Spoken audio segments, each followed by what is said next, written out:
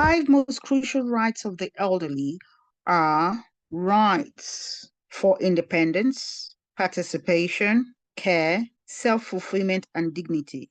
With the advancement of medicine and science, many people with long-term physical, mental, or intellectual or sensory impairments live longer and reach older age, and consequently will be experiencing elder abuse. A red flag for elder abuse includes unusual behavior. For example, if an older man or woman, a senior, is giving away money, transferring assets to people, unusual spending behavior, checks being written to cash, or the unexplained disappearance of cash or property, these are warning signs that something isn't right and needs to be reported immediately.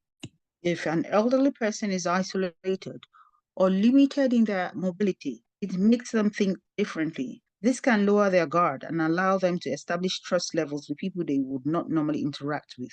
When new people come into their lives, such new people suddenly interjecting themselves into the picture and giving advice on financial or legal matters, driving them to the bank, to their lawyers or financial advisor's office, then this is a serious red flag. It could be a niece, it could be a family member, a neighbor, or any other person.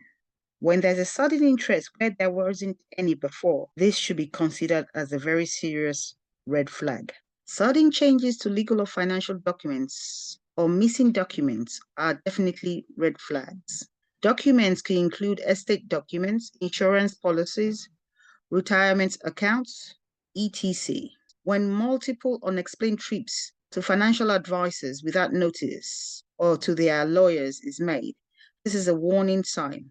Switching advisors without consent is also a red flag.